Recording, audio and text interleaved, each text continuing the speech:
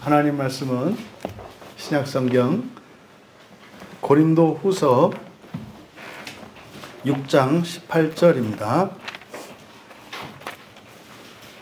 신약성경 292쪽입니다. 신약성경 292쪽 고린도후서 6장 18절 말씀,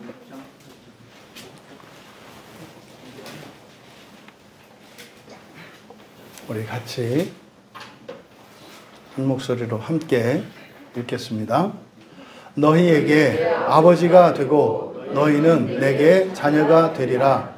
전능하신 주의 말씀이니라 하셨느니라. 아멘. 아멘. 네, 우리가 이제 올해에는 한 달에 한 번씩 드리는 주일 저녁 예배에 사도신조를 살펴보는 시간을 갖겠습니다. 2017년도에 사도신조에 대해서 한번 나누었는데, 사도신조 또는 사도신경이라고 하죠. 그래서 사도신조가 역사적으로 이게 언제 시작이 됐냐, 이걸 해도 되냐 안 되냐, 심한 경우에는 이 사도신조를 하면 이단이다, 또 아니다, 이런 이야기들이 있는데, 전혀 이 사도신조가 무슨 어떤 잘못된 그런 내용이 아니라 성경에 있는 중요하고 핵심적인 내용을 담고 있는 것이기 때문에 우리가 사도신조를 외우는 겁니다. 그러면 지금 전 세계에 로마 캐톨릭이 있고, 그리고 정교회가 있습니다. 그리스나 러시아나 또 이집트나 이런 데 정교회가 있습니다. 그리고 우리와 같은 개신교회가 있습니다. 또 개신교회에서도 장로교, 감로교, 침례교, 성결교 하는 여러 교단들이 있는데, 전 세계적으로 그리고 교회가 이렇게 동방교회, 서방교회로 나뉘고, 또 구교와 신교로 나뉘고, 또 개신교가 여러 가지 교파로 나뉘기 이전부터 모든 교회가 똑같이 믿음의 고백을 했던 것이 이 사도신조입니다. 그러면 우리가 이 사도신조를 이번에 살펴볼 때는 사도신조에 있는 이 내용들이 이게 역사가 어떻고 이게 성경에 있느냐 없느냐 이 내용을 따지려는 것이 아니라, 과연 우리가 암송하고 이렇게 고백하고 있는 사도신조가 성경의 가르침과 부합하는가, 일치하는가, 일치하지 않는가, 또 여기에 어떤 잘못은 없지 않은가, 그것을 살펴보려고 합니다.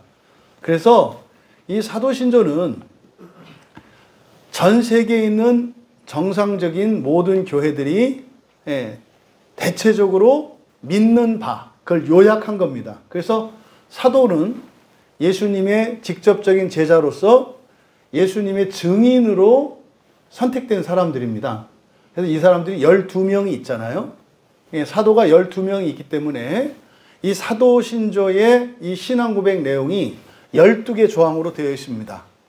그러면 이 12개 조항을 거의 1500년 이상을 교회들이 공통적으로 이렇게 신앙고백을 해온 이유는 그것이 성경적으로 큰 문제가 없기 때문에 그렇게 고백해 왔을 겁니다. 그러니까 이게 무슨 중세 로마 캐톨릭에서 왔느냐 했느냐, 이거는 거기서 왔든 어디서 왔든 아니면 오늘부터 시작을 했든 성경과 일치한다면 전혀 문제가 없다. 그런데 아무리 오랫동안 해왔다 하더라도 그게 성경에 맞지 않다면 오늘이라도 당장 그만둬야 한다. 이것이 우리들이 가지고 있는 기독교 신앙이 우리에게 가르치는 바입니다. 그래서 오늘은 그 첫 번째 전능하사 천지를 만드신 하나님 아버지를 내가 믿습니다.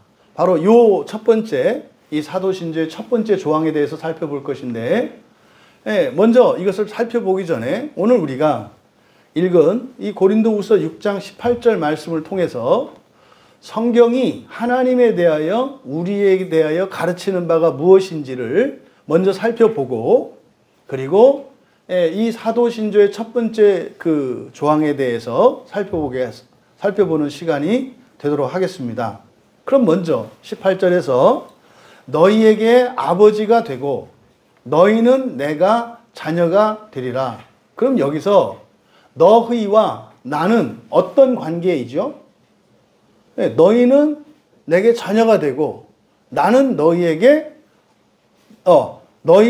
아버지가 되고 너희는 내게 자녀가 되리라. 그러면 이 너희와 나, 이 둘은 어떤 관계죠? 이거는 부모 자식 관계잖아요. 부모 자식 관계.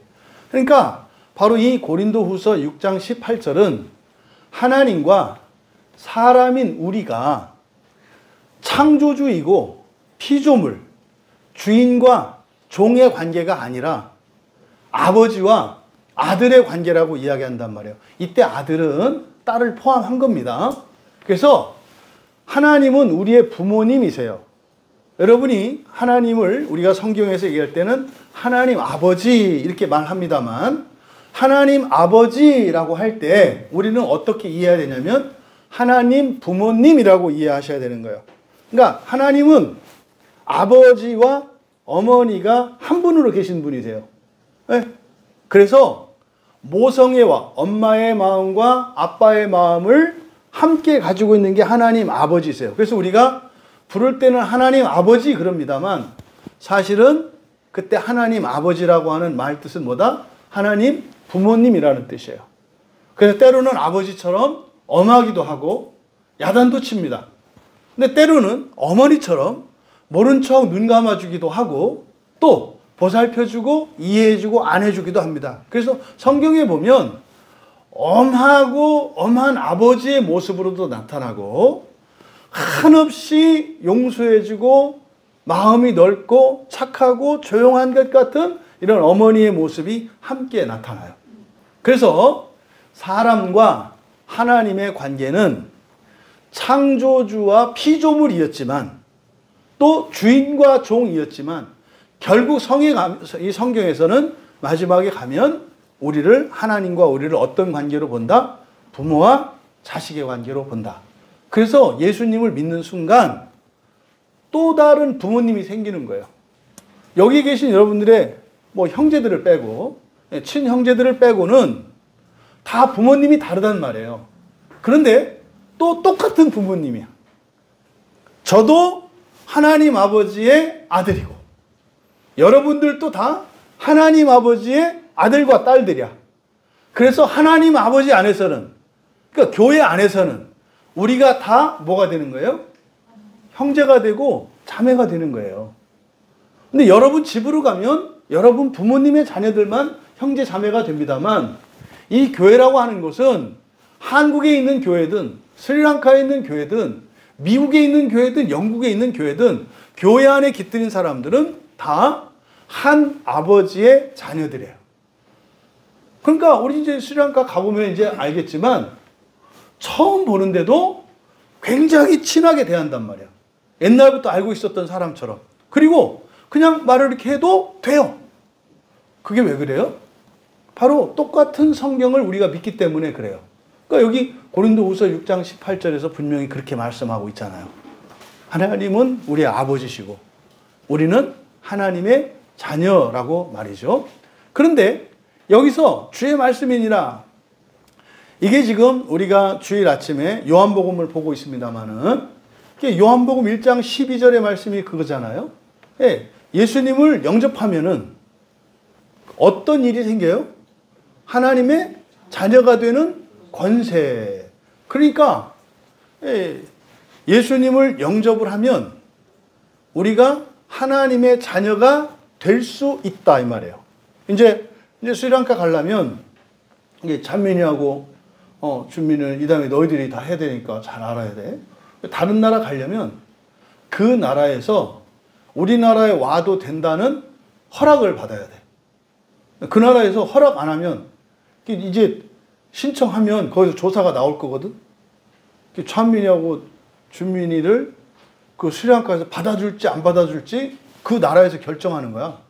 거기서 이 어린이를 보니까 뭐 집에서 말도 잘 안 듣는 것 같고 스리랑카 오면은 스리랑카 애들 물 버릴 것 같으니까 오면 안 됩니다. 이렇게 해서 취소 그러면은 못 가. 이제 비자 신청할 거니까 어떻게 되겠어? 기도해야 되지 않겠어?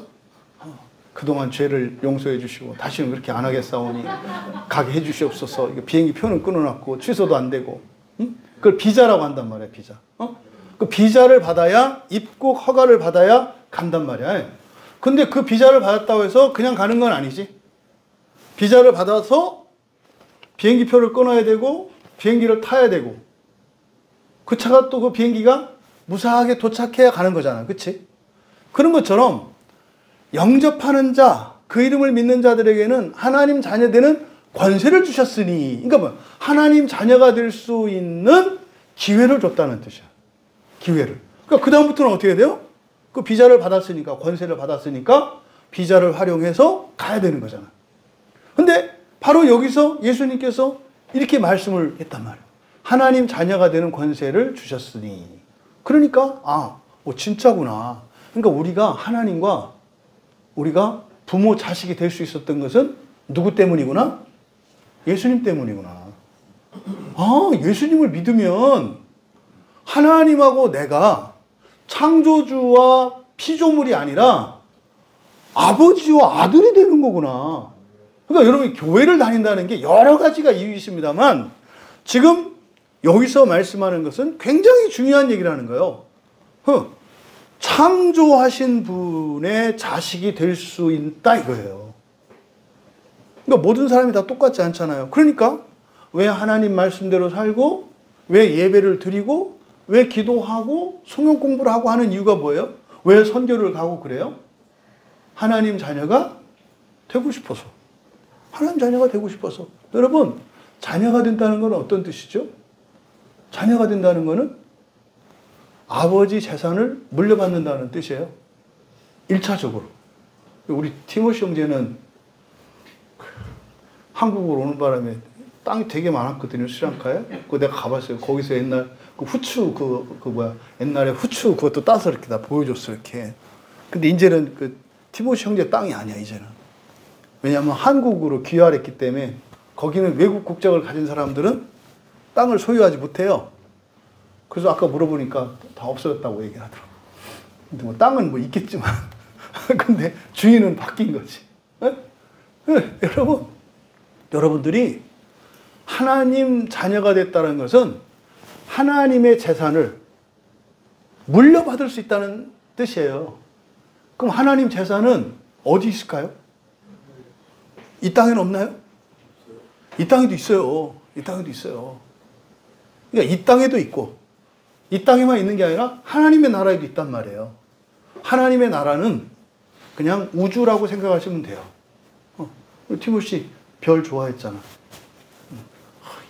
별을 사랑하는 청년이었단 말이에요, 옛날에.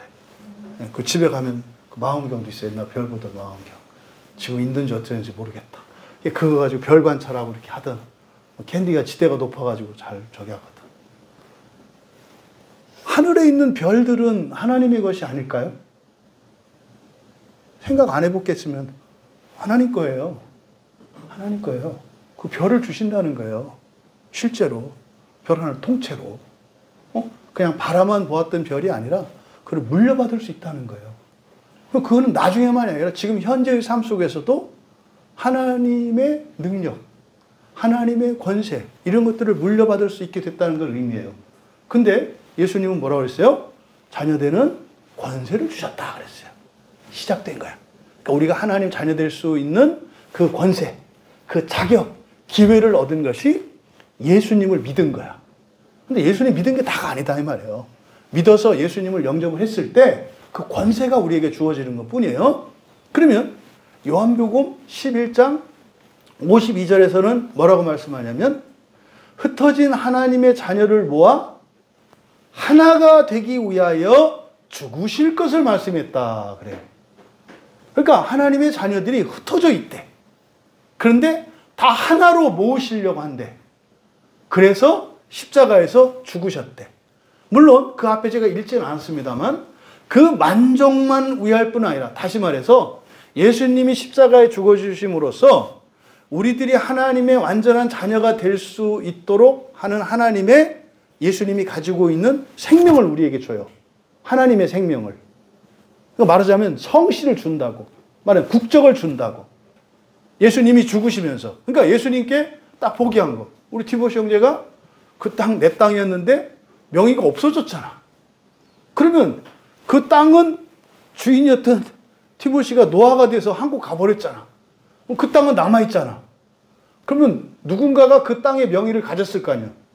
그렇죠? 아빠가 있든 엄마가 있든 뭐 동생이 있든 뭐 누가 가져갔을 거 아니야. 예수님이 십자가에서 죽었어요. 그럼 예수님이 가졌던 모든 거는 거기 남아있단 말이에요. 그것을 어떻게 해요? 하나님 자녀 되는 권세된 우리들에게 나눠주신다고. 그래서 우리가 실질적으로 예수님을 닮을 수 있고 예수님처럼 되어갈 수 있는 거예요. 그런데 그뿐만 아니라 십자가에서 죽으신 중요한 목적이 있다. 뭐라고? 흩어진 자들을 한 군데로 모으기 위해서. 한 군데로 모으기 위해서 죽으셨대요. 예수님이 우리 오늘 여기 모이라고 십자가에 죽으셨대요. 예수님이 우리 이번에 스리랑카에 가서 스리랑카 교회 가서 같이 예배드리고 함께 모이라고 그렇게 할 수 있도록 예수님이 십자가에서 죽어주셨대요. 이게 요한복음 말씀이에요. 뭐 많은 구절들이 있습니다만 우리가 하나님과 부모 자식 관계가 되었다는 거. 하나님은 우리 아버지가 되고 우리는 하나님의 자녀가 돼서 상속자가 됐다는 거. 이거를 바울 사도께서 로마서 8장 16절에서 증인이 있다고 얘기를 해요. 증인이 있대. 예수님이 지금 여기 안 계시잖아요. 그죠? 예수님은 지금 하늘에 가시잖아요. 그렇죠? 그 여러분이 법정에서 재판하려면 어떻게 해요? 증인이 있어야 되잖아요. 예수님이 지금 안 계시네. 또 예수님도 스마트폰도 안 쓰시잖아요. 그 증인이 있어야 돼. 예수님이 우리를 하나님 자녀 되는 권세도 주셨고 우리가 하나님 자녀 될 수 있도록 십자가에서 죽어주셨는데 아이고 증인이 없어졌네. 그게 큰 문제잖아요. 그래서 그 걱정하는 사람들을 위해서 바울 사도를 통해서 하나님이 알려주셨어요. 그래서 로마서 8장 16절에서는 증인이 성령님이시래요. 성령님이 친히 증언하신대요. 친히 증언하신대요. 어떻게? 우리의 영과 더불어 우리가 하나님의 자녀인 것을 증언하신대요. 그러니까 성령 하나님이 우리의 증인이 되어주신대요. 그러니까요, 확실하잖아요. 이게 원래 증인은 둘 이상 있어야 되거든요. 그래서요, 우리의 영과 더불어 성령께서. 그러니까 여러분, 우리가 서로가 서로에게 증인이 되어주지 않나요? 이 다음에, 이거 하나님 자녀인 거 맞는 사람, 아는 사람, 우리 다 서로 선별지 않겠어요? 맞아요. 지난번에 우리 뭐 선교도 같이 했었고, 우리 예배도 같이 드렸고, 자나카 형제, 맞아요. 그때 우리 그때 수양가 선교할 때 와서 도와주고, 어떻게 했어요? 하나님 아들 맞아요. 하나님 자녀예요. 이렇게 서로 증언하지 않겠어요? 자나카 형제님도 나 안다고 할 거 아니에요? 그때 가서? 너 몰라요? 이러지 않을 거죠? 하나님, 너 쟤 알아? 잘 몰라요? 이러면 안 돼. 알아요. 김찬재 목사님 알아요. 이렇게. 그죠? 이게 서로 증인이 돼주잖아. 그리고 성령님이 증인이 되어주신대. 그러니까요, 우리가 예수 그리스도로 말미암아서 예수님 때문에, 예수님 덕분에 하나님 자녀가 된 이것이 틀림이 없어요. 틀림이 없다고. 이걸 이제 성경의 가르침이란 말이에요.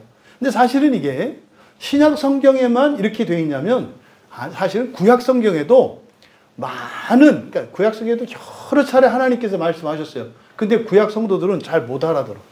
그 대표적인 게 다윗 언약이라고 그래서 사무엘하 17장 14절에 나단 선지자를 통해서 여호와 하나님이 다윗에게 말씀하세요. 그때 뭐라고 그러냐면, 나는 그에게, 이때 그는 다윗이에요. 다윗에게 아버지가 되고 그는 내게 아들이 될 것이다. 이미 다윗에게 한 말이에요. 그러니까 다윗이 하나님하고 아버지, 아들 사이가 됐다고 얘기를 한단 말이에요.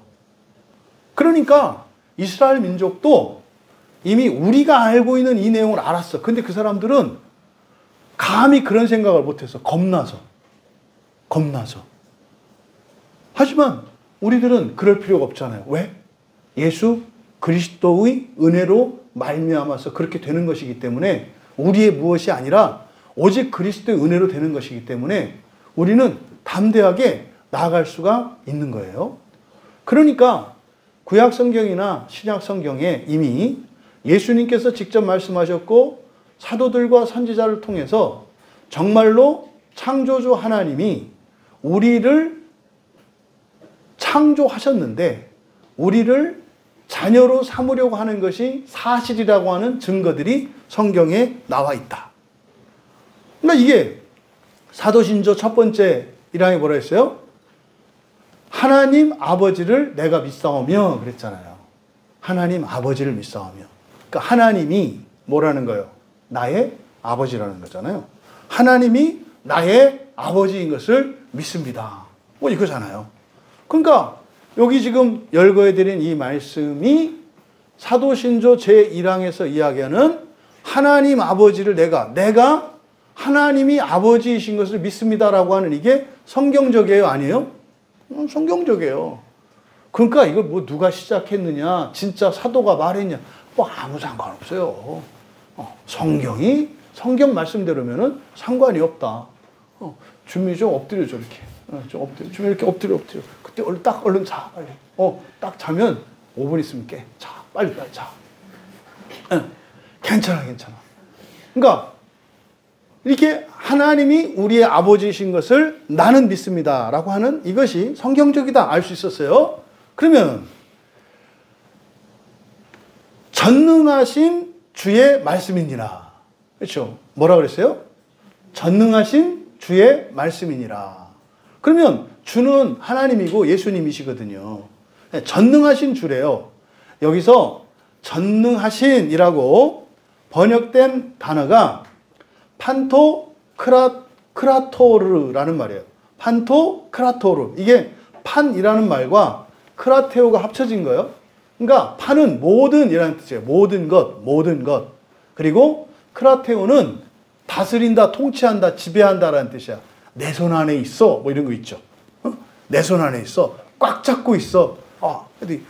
여기 그 동네에 가면은 어느 식당에 가세요. 거기 어느 식당이 짜장면은 꽉 잡고 있어. 꽉 잡고 있다는 건 최고라는 거, 지배한다는 거, 통치한다는 거 이런 거잖아요. 그래서 전능하신이라고 번역한 이 판토크라토르라고 하는 말은 모든 것을 지배하는 자라는 뜻이에요. 모든 것을 지배하는 자, 모든 것을 통치하는 자라는 뜻이에요.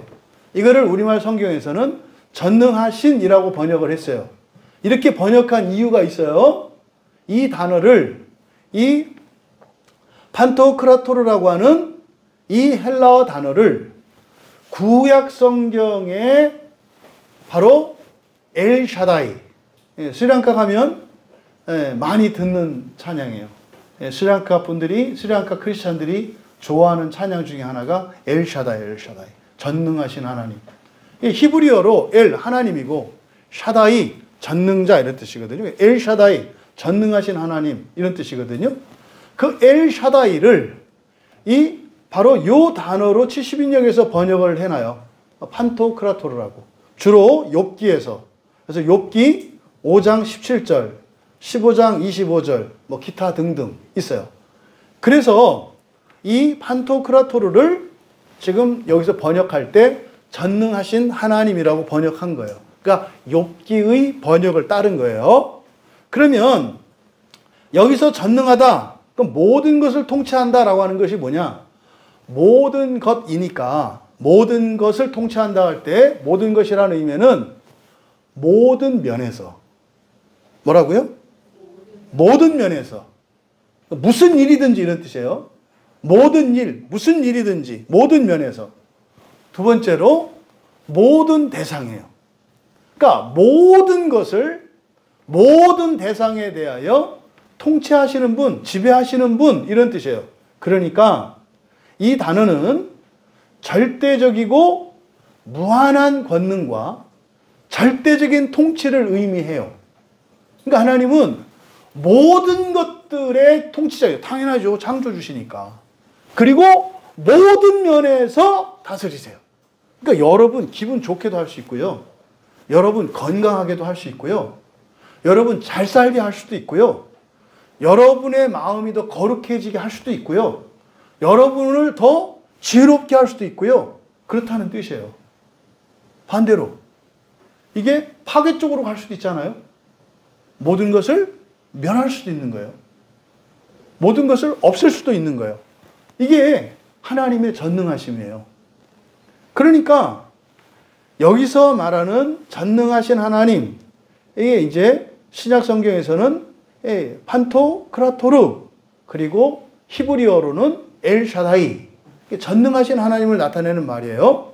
이 욥기 5장 17절 한 구절만 읽어드리면 그렇게 돼 있어요. 볼지어다 하나님께 징계받는 자에게는 복이 있나니 그런즉 너는 전능자의 징계를 없인 여기지 마라. 이때 전능자는 엘샤다예요. 그래서요, 하나님을 믿는 사람들은 하나님이 아버지잖아요. 아버지잖아요. 아버지한테 아들이 혼나요. 그 뒤에 어떤 일이 일어날까요? 혼난 것 때문에 좋은 일이 일어나요. 혼난 것 때문에. 아버지가 아들을, 또 엄마가 아들을 야단칠 때는 잘못했으니까 벌 주는 게 아니에요. 벌을 주더라도 그 목적은 뭐예요? 더 훌륭한 사람, 더 행복한 사람, 더 존귀한 사람이 되게 하려고 그렇게 하시는 거잖아요. 바로 이게 욥기 5장 17절 말씀입니다. 그래서 전능하신 하나님, 그러면 첫 번째, 모든 시간 속에서. 어디에서요? 모든 시간 속에서. 모든 시간이면 시간이 어떻게 되나요? 현재, 과거, 미래예요.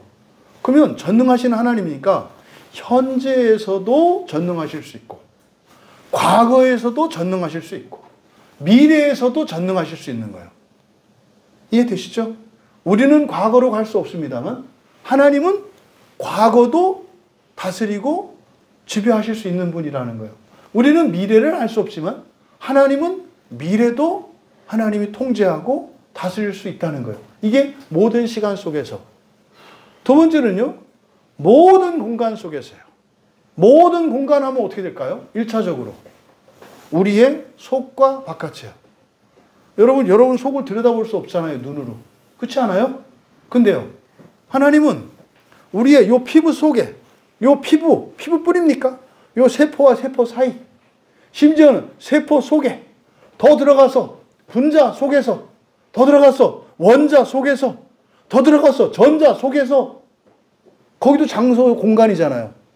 그러니까 모든 공간 속에서 할 때는 가장 작은 세계를 미시세계라 그래요. 미시세계. 그 찬민이나 준민이 그거 아나? 그 뭐지? 이렇게 막 줄어드는 인간 있지. 만화에서. 앤트맨. 앤트맨 알아? 앤트맨 알지? 앤트맨 이렇게 막 몸이 커지고 작아지고 하잖아. 그래서 앤트맨이 작아가지고 막 코로 들어갈 때 코가 막 어마어마한 동굴이 막 되잖아. 그래서 이 코털이 막 어마어마한 막 기둥이 돼가지고 그 부딪히고 막 피나고 막 이러잖아. 앤트맨, 그지? 거기도 공간이잖아. 근데 그뿐이 아니거든. 우리 과학에서 배웠을 거 아니야. 세포 이것도 엄청나게 크거든. 확대시키면. 억만대로 키워봐. 뭐 이 건물보다 더 클 거 아니야. 거기도 공간이잖아요. 이거를 미시세계라 그래. 미시세계. 쪼개도 그 안에 공간이 있어요. 다 공간이 있어. 이걸 미시세계라 그래. 그러니까 거기에서도 역사하시는 분. 그렇잖아요. 반대로 거시세계라 그래요. 거시세계는 우주죠. 우리의 눈이 다다르지 않는, 망원경으로도 볼 수 없는, 사실은 있다고 믿지만 가본 적은 없는 저 우주 끝, 흑암물질과 우주 그 중간, 빛과 어둠이 경계, 거긴 가본 적 없어. 그냥 계산해서 추론해서 알 뿐이지.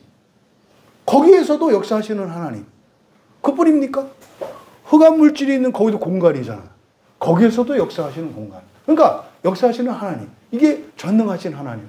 모든 공간에서도 전능하신 하나님이시다. 또 만유 위에서. 만유 위에서. 만유라는 건 뭡니까? 살아있는 생명은 물론이요, 생명이 없는 돌멩이나 날아다니는 먼지나 바람이나 심지어는 하늘에 있는 천사들이나 악한 영들이나 사탄이나. 사탄은 하나님 말 들을까요? 안 들을까요? 잠깐만. 물어봐야 돼. 장학금 형제님 내 말 알아듣고 있어요? 네. 사탄 알죠? 사탄이 하나님의 말씀을, 하나님의 명령을 들어요, 안 들어요? 그냥 형제님이 알기에. 사탄이. 생각 안 해봤어요? 지금 그냥 생각해 보세요.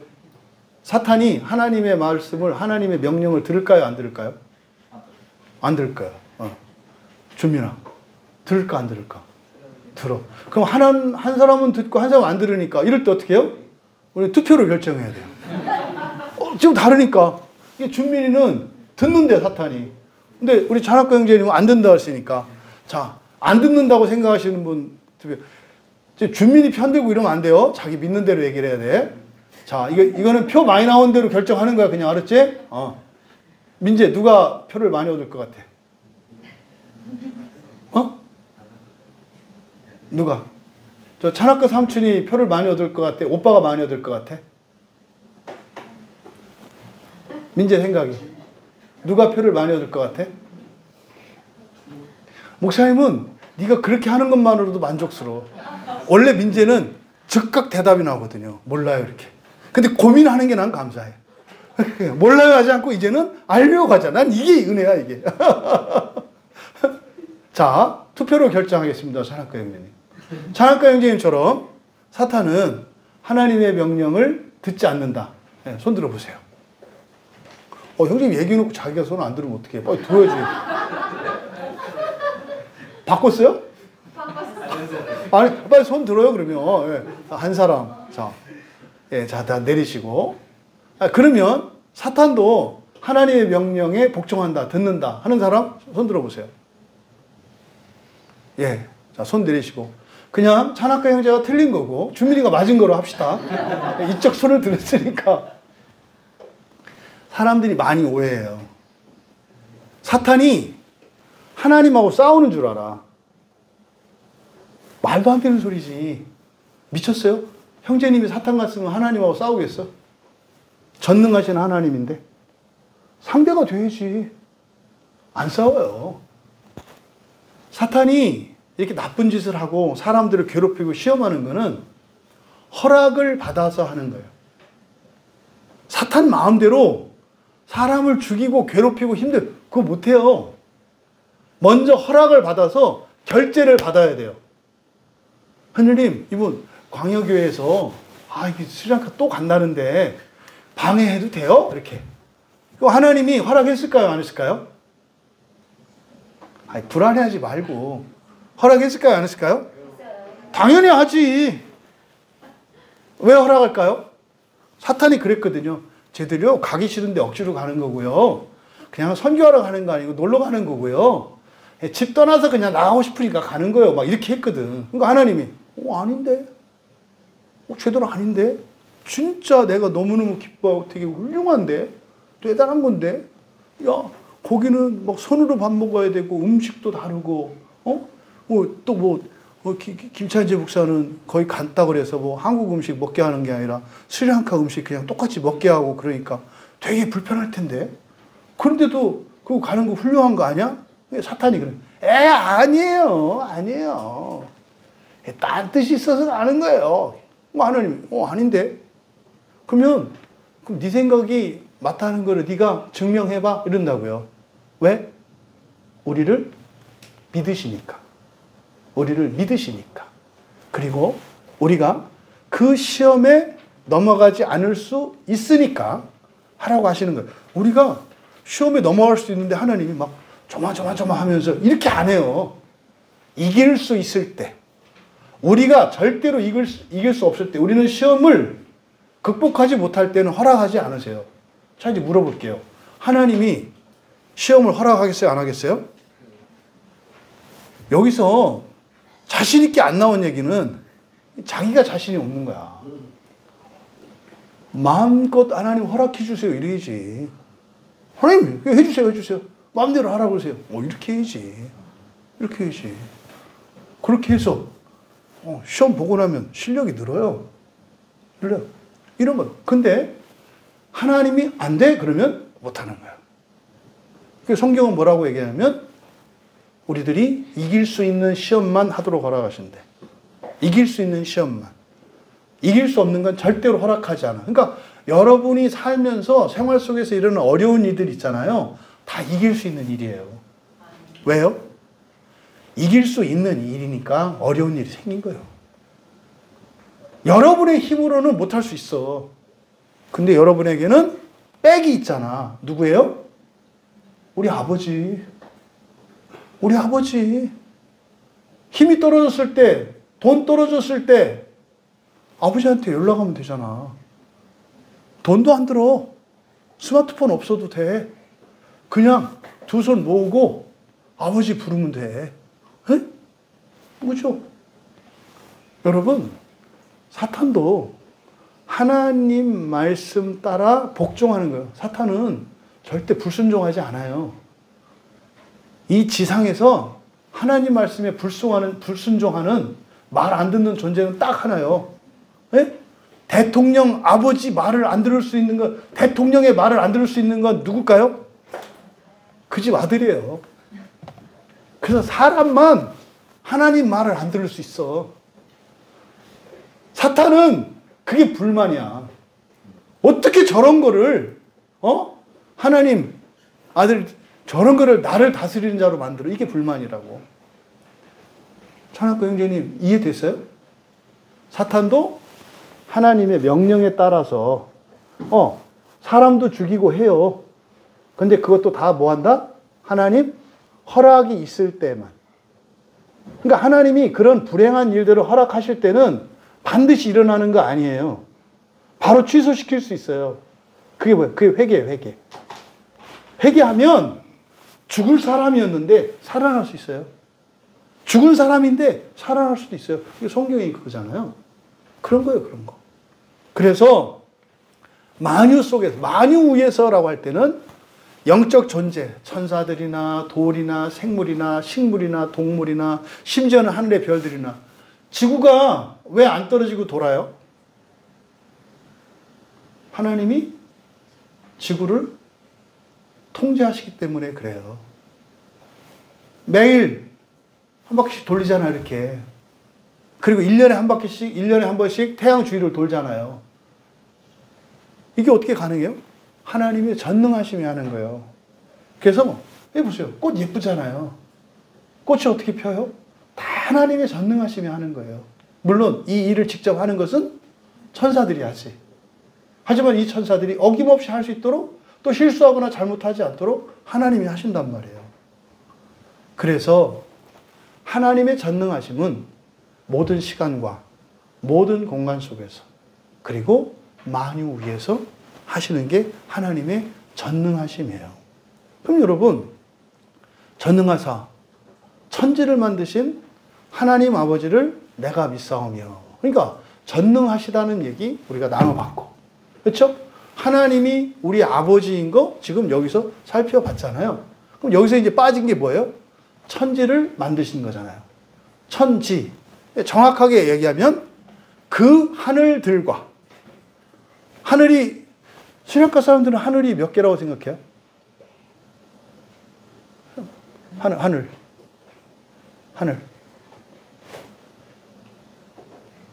그거 없어요? 그냥 하늘 이렇게 생각하나요?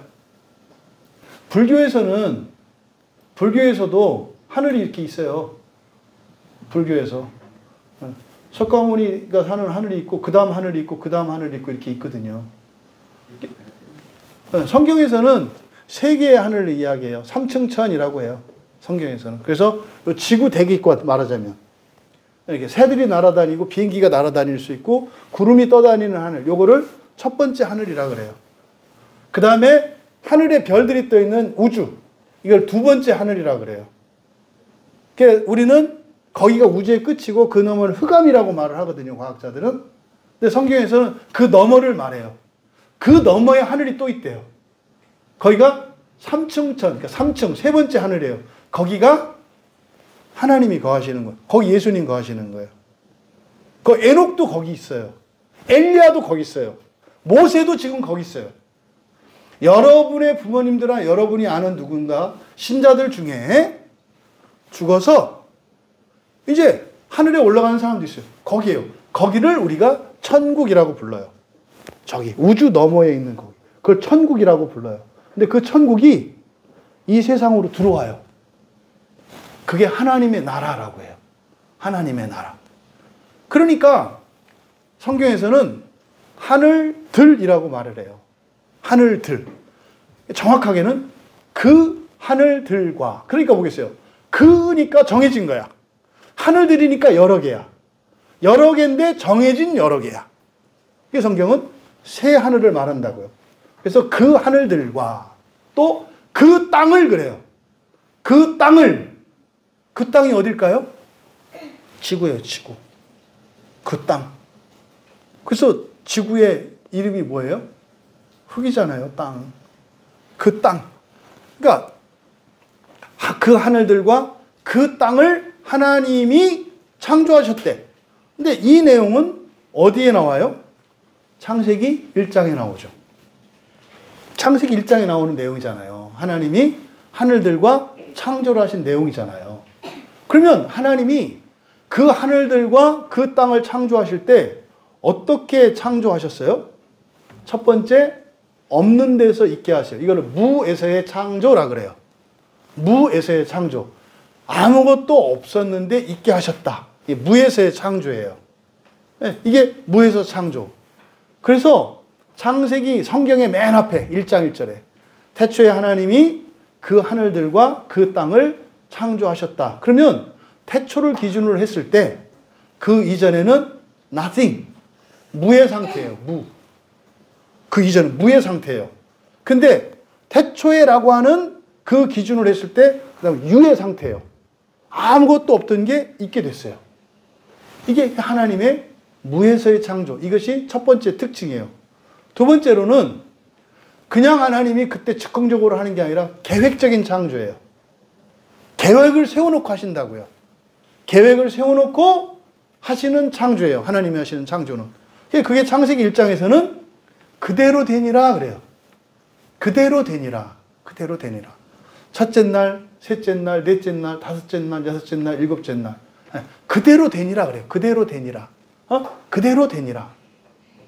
그러니까 그대로 되었다. 계획한 대로 되었다라는 뜻이에요. 계획한 대로 되었더라.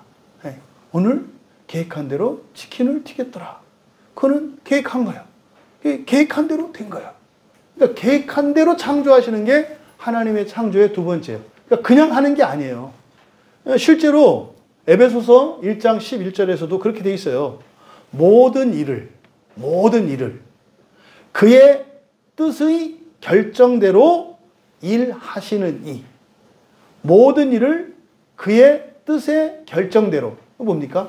뜻을 세워놨다 이 말이에요. 뜻을 먼저 세우고 다시 말해서 계획하고 하신다 이 말이에요. 여러분들이 어떤 일을 할 때 학교에서 그 스리랑카도 학교에서 혹시 방학 때 그 생활계획표 짜는 거 이런 거 숙제 내요? 거기도 해요? 요새도 하나? 네. 우와, 그거 하면 스리랑카 사람 지켜요? 지켜야 돼요. 잘 지켜요? 네. 그거 우리하고 다르네. 우리는 안 지켜. 숙제만 내고 잘 안 지켜. 근데 안 지키는 이유가 너무 욕심을 많이 내.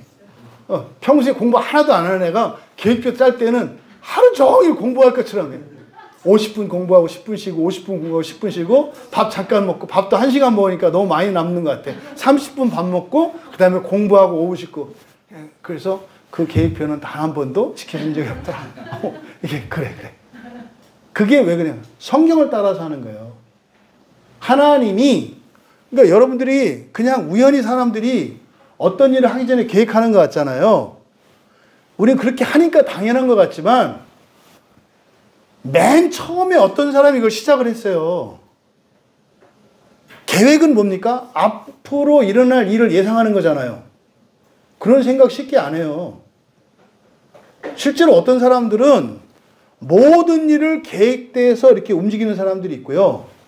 조금만 계획해서 움직이는 게 있고요. 아예 계획 안 하고 이렇게 살아가는 사람이 있어요. 근데 어떤 일을 할 때 항상 계획을 세워놓고 거기에 맞춰서 하면은 이게 효율적이에요. 왜 그렇게 하게 됐을까? 하나님이 그렇게 하셨으니까.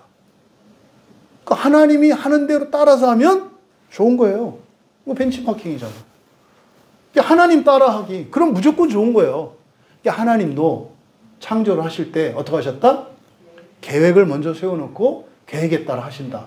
우리는 계획표만 세우고 안 지키지만 하나님은 다 지켜. 왜? 전능하니까. 전능하시니까. 그래서 계획표대로 다 해요. 그게 에베소서에서 많이 나오는 얘기예요. 예정, 작정 이런 말로, 결정 이런 말로 나와요. 항상 계획을 먼저 세우셨다. 또 세 번째는 완전하신 창조예요. 그러니까 창조의 특징 세 가지 줍니다. 첫 번째는 무에서의 창조, 두 번째는 계획적인 창조, 세 번째는 완전한 창조. 해봐, 시작.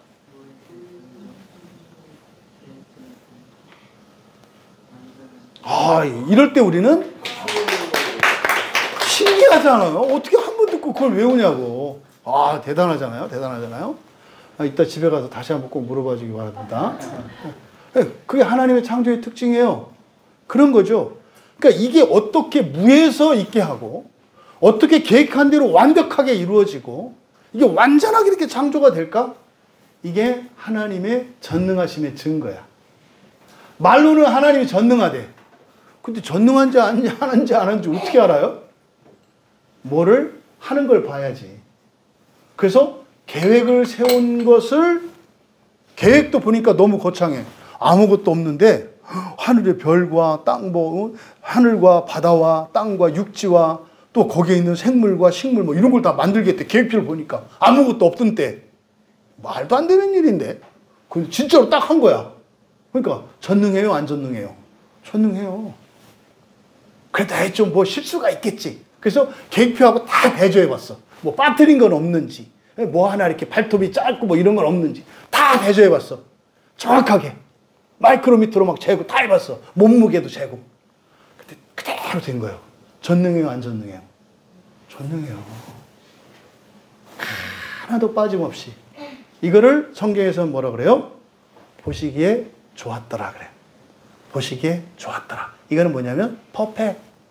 완전하다는 뜻이에요. 완전하다. 보시기에 좋았더라. 이게 하나님이 전능하시다는 증거예요. 그 뭐가? 창조가. 그러니까 물어볼게요. 하나님 전능하신가요? 준민아? 전능해. 그럼 네가 완전한 사람이야?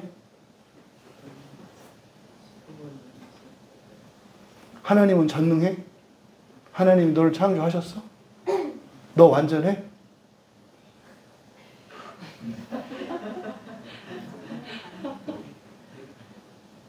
완전해? 너 지금 여기서 불완전하다고 하는 순간 하나님이 전능하지 않다고 얘기하는 게 돼서 신성모독에서 옛날에는 불에 태워서 죽였다? 또 네가 여기서 완전하다고 그러면 넌 엄청 교만한 사람이 돼가지고 넌 교주가 되는 거다? 그게 목사님이 문제지, 그지? 목사님이 질문이 이게 함정이야. 이런 시험도 하나님이 허락하셨다. 이렇게 해서 주민이 지성이 더 좋아지라고. 사실은 정답을 얘기를 했어요. 지금은 완전하지 않아요. 그 뒤에는 뭐라 그랬어요? 하지만 난 완전해질 거예요. 그 얘기지. 목사님, 아니, 알아들었기 때문에 목사님이 이렇게 시험한 거야. 네가 정답을 알고 있는 걸 봤기 때문에. 그러면 살아갈 때 불완전한 척하고 살아가야 되겠어? 완전한 척하고 살아가야 되겠어? 그렇지.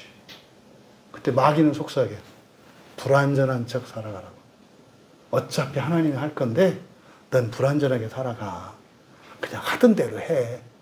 그냥 게으르고 그냥 살아. 뭘 더 좋아지려고 그래. 그냥 그대로 살아. 공부하다가 힘들면 그냥 자.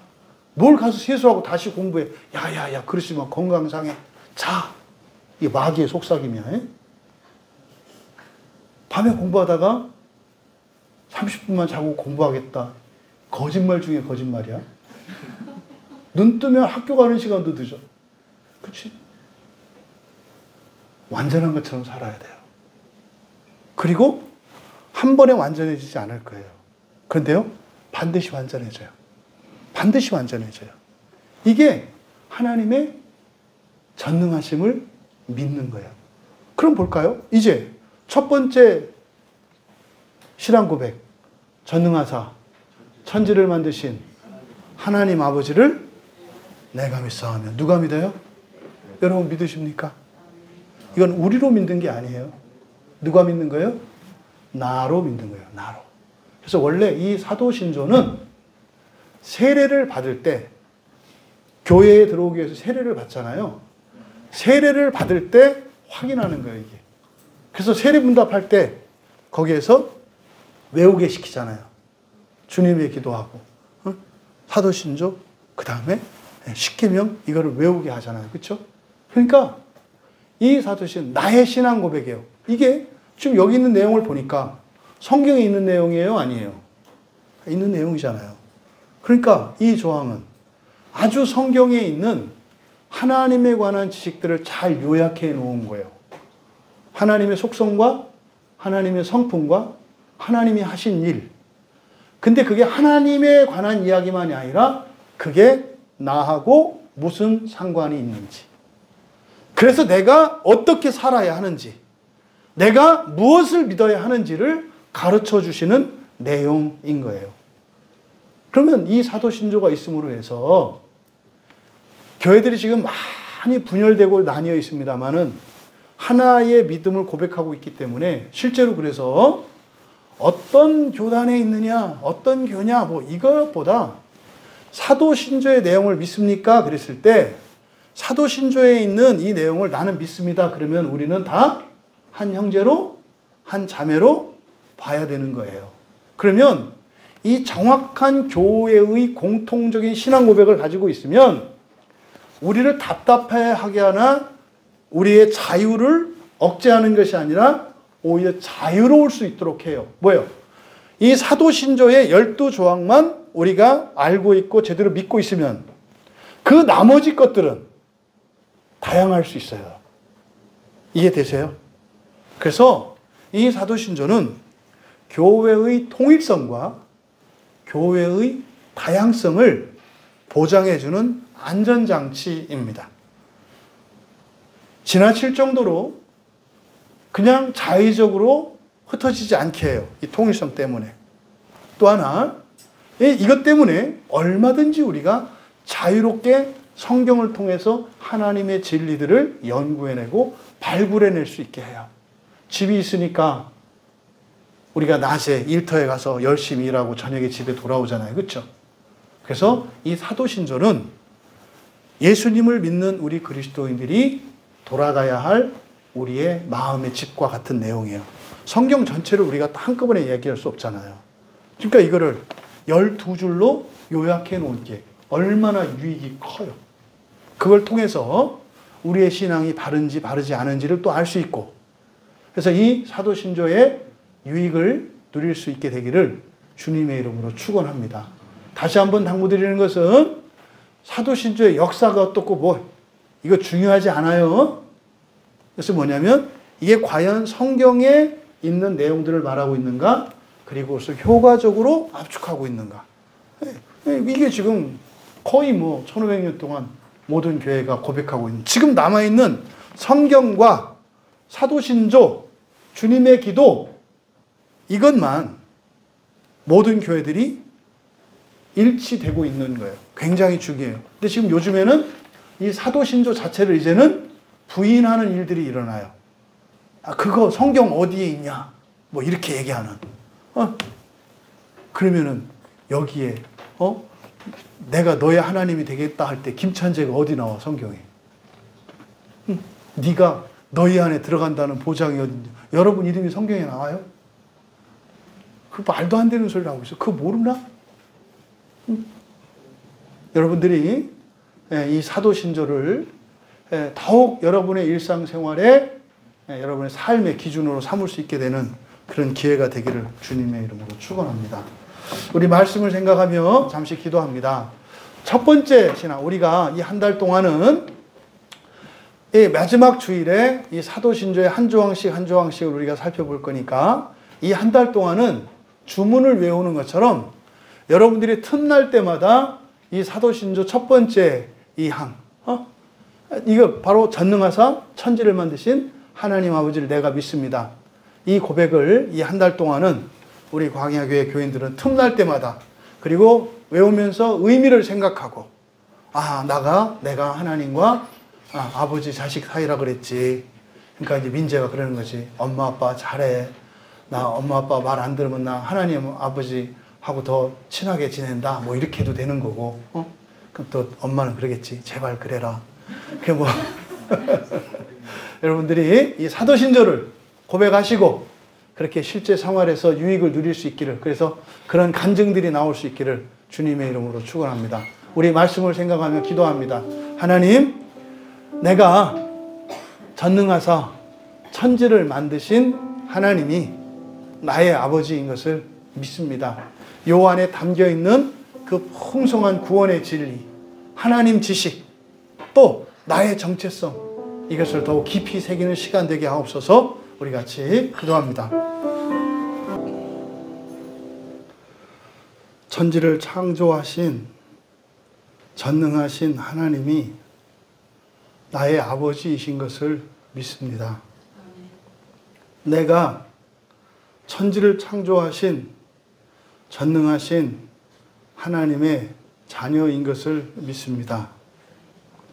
지금껏 우리들이 하나님의 자녀로 살았는지, 그저 하나님과 상관이 없는 사람으로 살았는지 돌아보는 한 달의 기간이 되게 하여 주시고, 이 한 달에 이 사도신조의 첫 번째 이 신앙 고백을 들고 살아감으로 저희들의 믿음이 더욱 굳건해지며 그 믿음의 능력으로 우리의 본성과 우리의 삶이 바뀌는 그 아름다운 생명의 열매를 보게 하옵소서. 감사하며 예수님의 이름으로 기도하옵나이다.